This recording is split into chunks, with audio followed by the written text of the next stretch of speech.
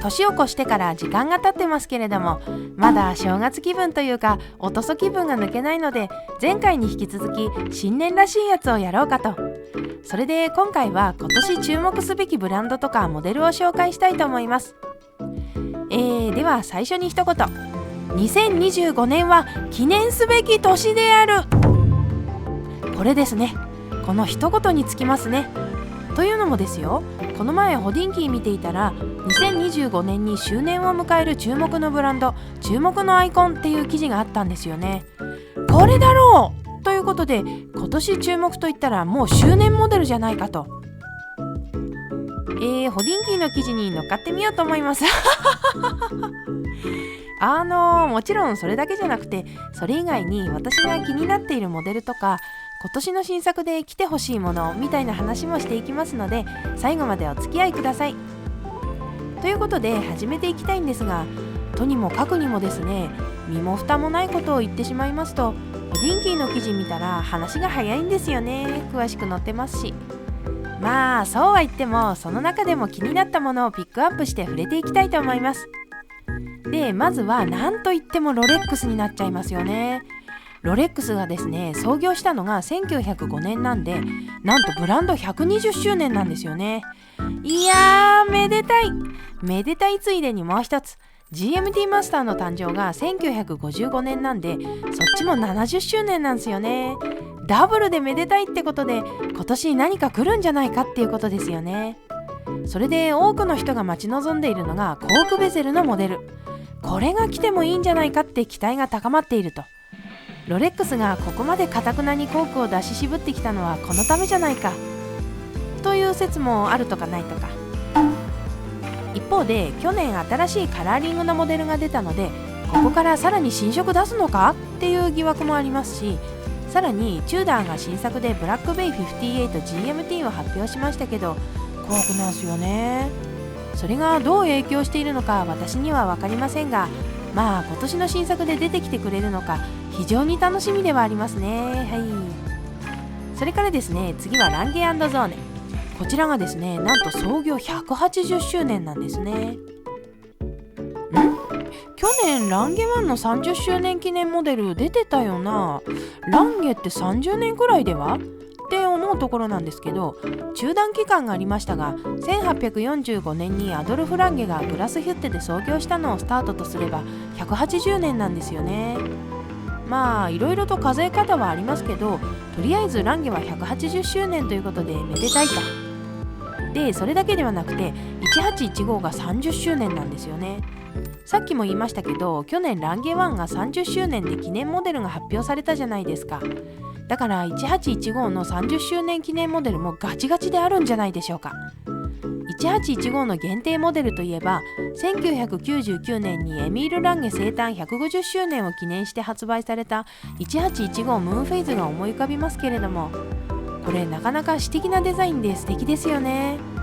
まあ去年のランゲ1を見る限り、こういう変化球的なモデルは出てこないと思いますが、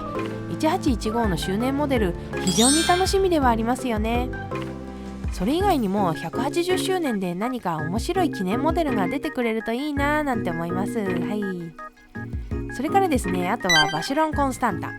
こちらがですね、創業270年ということで、腕時計界きっての古参ブランドというか、いろいろ説はありますが、世界最古の時計ブランドとも言われたりしていますね。破格のスケールでお送りしているのねということなんですが、ところでバシュロンといったら皆さんはどんなモデルを思い浮かべるでしょうか。突然何って感じかもしれませんが、私はドレス系の時計が好きで、バシュロンのイメージってパトリモニーとかそっちなんですけど、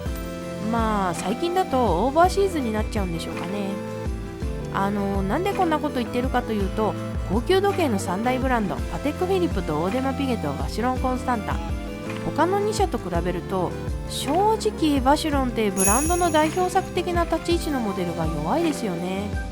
パテックフィリップにはカラトラバとかノーチラスとかいろいろありますし、オーデマピゲは言わずもがなのロイヤルオーク、バシュロンはアイコンがやや弱いじゃないですか。しかしですね、私はただバシュロンってアイコン弱いのねって言いたいんじゃないんですよ。バシュロンの魅力って他のところにあるんです。つまりレギュラーラインにはないと。いやヒストリックは好きなのでそれは言い過ぎでしたね。とにかくですね、私はバシュロンの魅力って限定モデルにあるのではないかとそう思っているんです。いわゆるジュビリーとかコメモレーションとかそういうやつですよね。バシュロンの長い歴史の中から傑作の要素を取り出して現代に復活させるみたいなことをやっていて、それが非常にいいんですよ。限定系で私が好きなのは1912とか、あとはシャンベランですかね。まあそんな感じなので、私が言いたいのはバシュロンの周年モデルめちゃくちゃ期待が持てるよってことなんです。もしかしたら複雑系が来るかもですけどね。はい。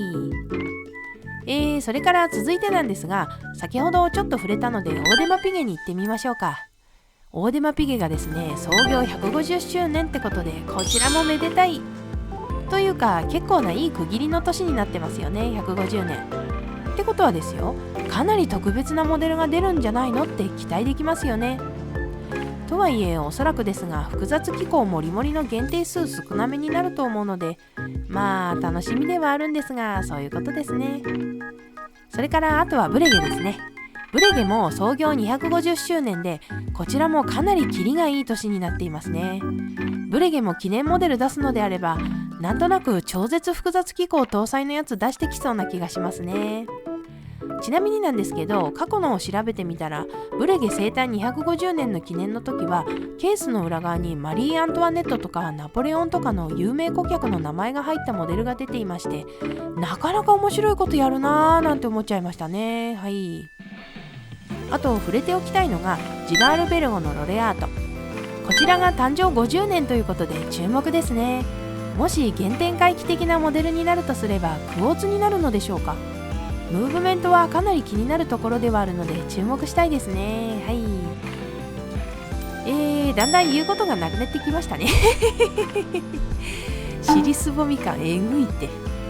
まああれですね、周年記念モデルは特別感があって非常に楽しみなんですが、だいたい複雑機構を積んでいたり限定数が少なかったりで、ちょっと買えるようなものが少ないっていうか、ほぼほぼないのかもしれないのがちょっと残念ですよね。だからいいモデルが来てほしい一方で、本当にいいやつが来ちゃったらめちゃくちゃ悔しいっていう複雑な気持ちになりますよね。去年のランゲワンとかバチクソいいなと思いつつ買えねえよって感じだったので、そういうことです。はい。ではでは、気になった周年記念はこのくらいにしておきまして、気を取り直して次に行きたいと思います。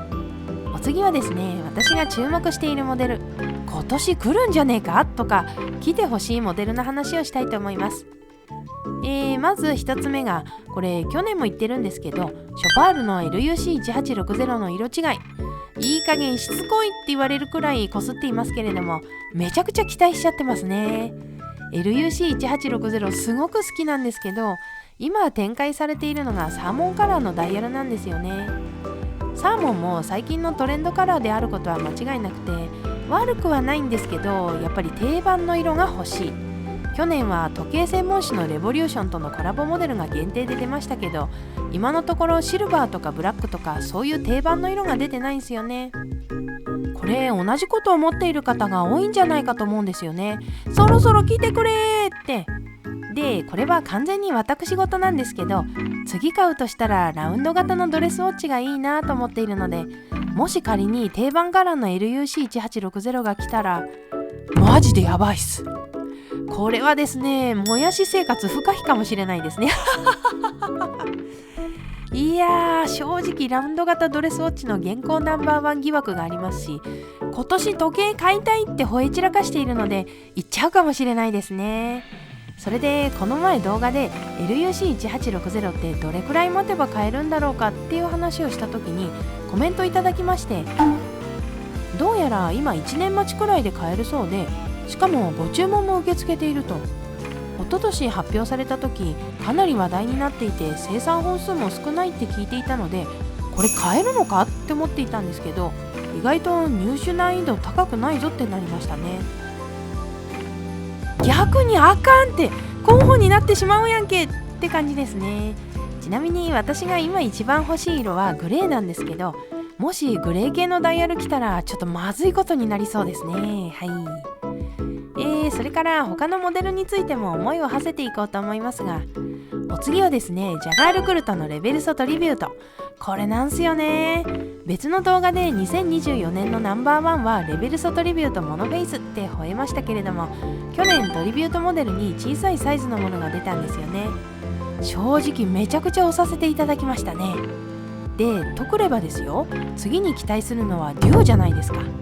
デュオは来てほしいですよね。コンパクトサイズで。レベルソクラシックのラインではサイズ展開が2種類あるので、これは今年かどうかはわからないですが、来るんじゃないかと思うんですよね。それからトリビュートのモノフェイス、去年出たやつのダイヤルカラー違い、これも来てほしいなって一瞬思ったんですけど、いやでもよくよく考えたら現行でブルーとシルバーの2種類あって、まあこれいわゆる定番カラーですよね。あと追加するとしたら何がいいかなって考えるとないんですよね。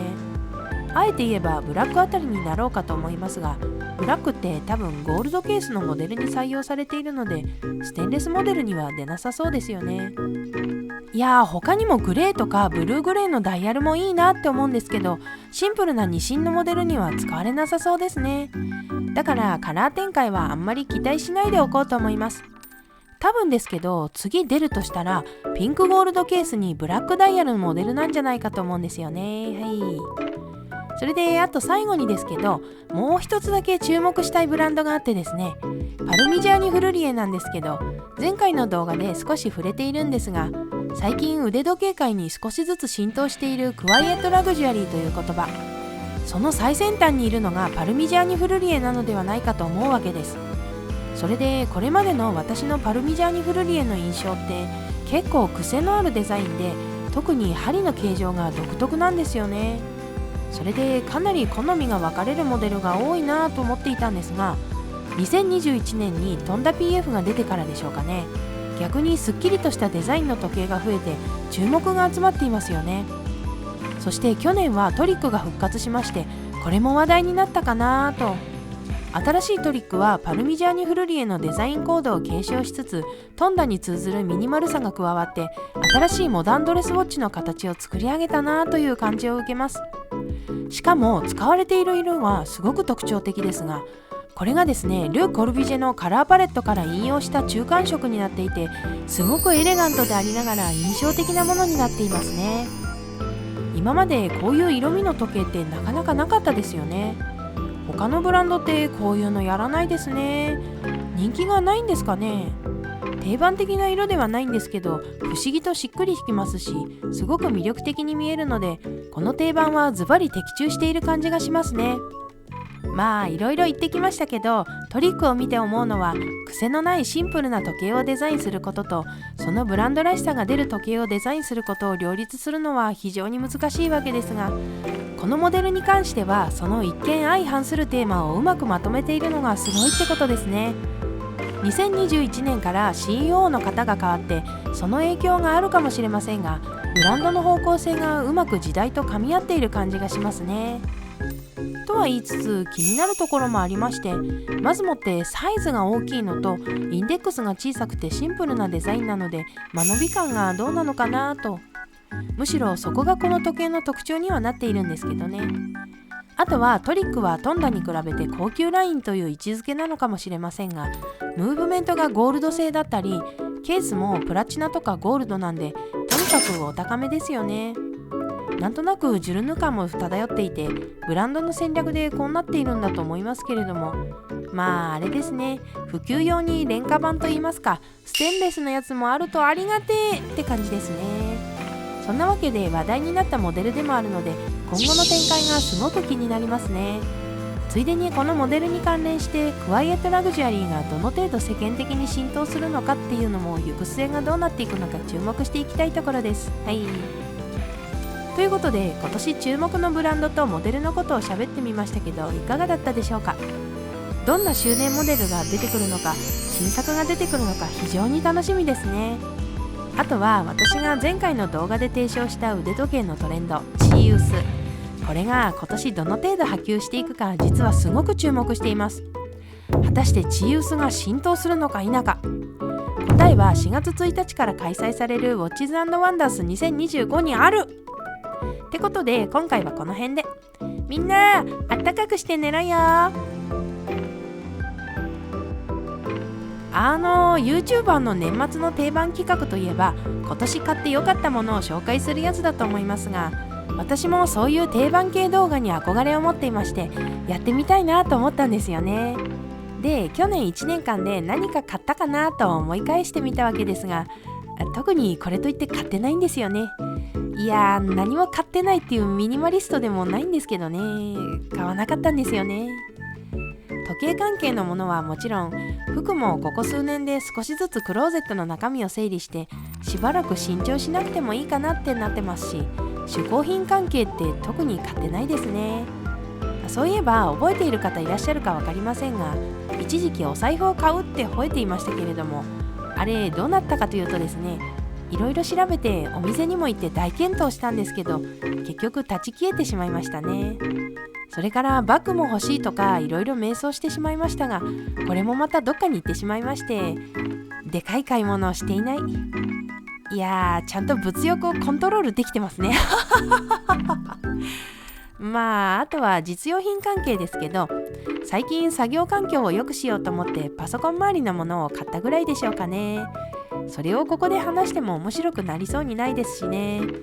いやー、そもそもこのチャンネルで時計以外の話しても需要がないっていう問題から目をそらしているんだわ。ってことで、いずれ今年買ってよかったもの、この時計買いましたってやりたいですね。そんな感じです。それでは。